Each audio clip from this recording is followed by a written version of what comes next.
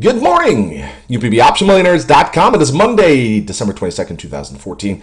A couple days away from Christmas, and Santa has come, and it's one of the strongest rallies you're going to see in such a short amount of time. As stocks were falling last week, I said, will this be another buy the dip opportunity? Will this be another tremendous buying opportunity? As every dip along the way, especially most notably this year, these V-bottoms, the start of the year heading at the end of January, start of February, and then the tech wreck of 2014 in April.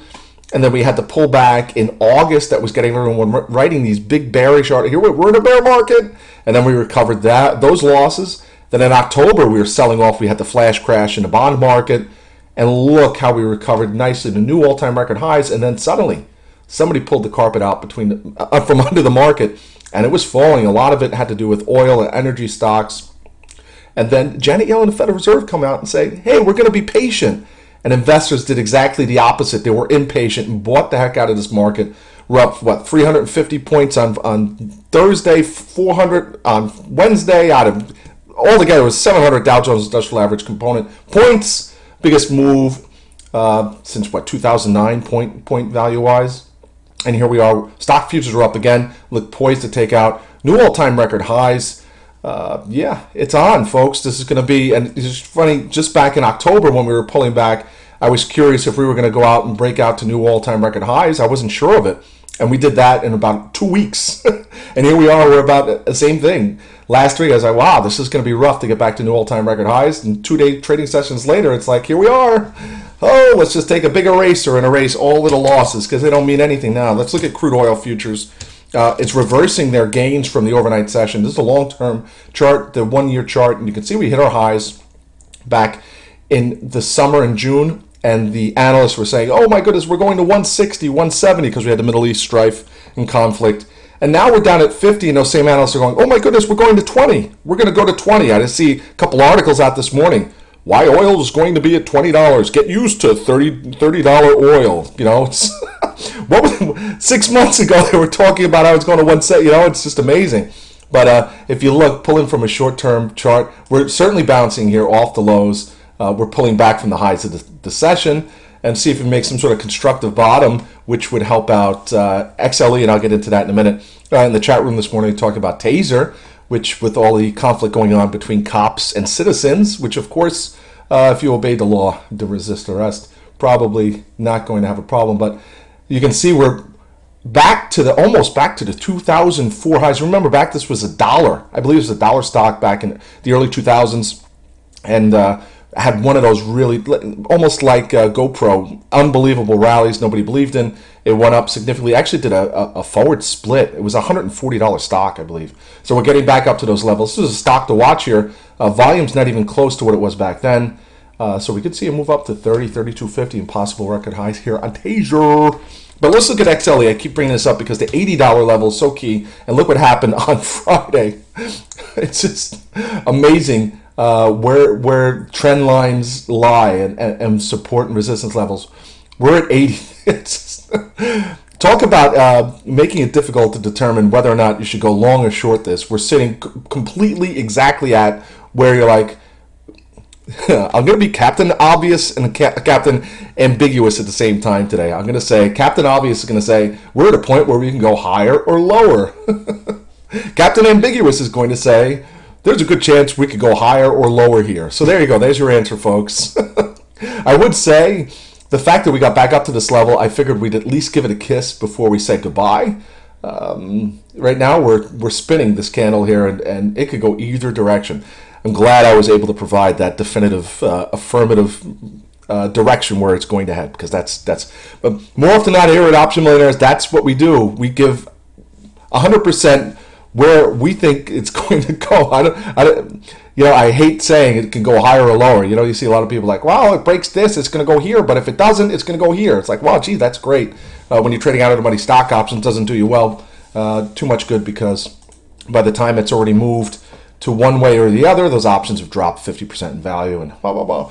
Let's move on to some other stocks like Facebook, which is looks poised. There it is. Look at it, over $80 here pre-market.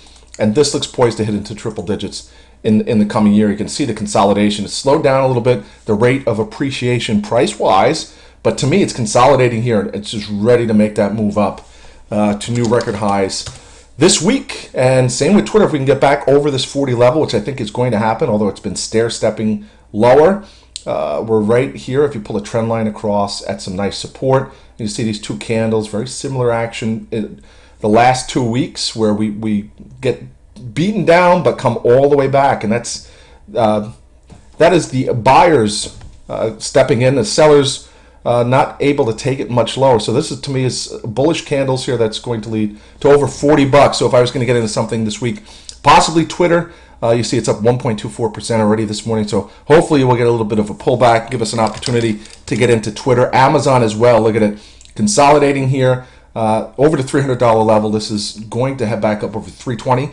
There's a good chance it could happen this week. I'm going to wait for the market to open. We're up 0.5%. We'll come back maybe to test this $300 level. As long as we hold that, I'm going to get into some calls for a move over 320 this week.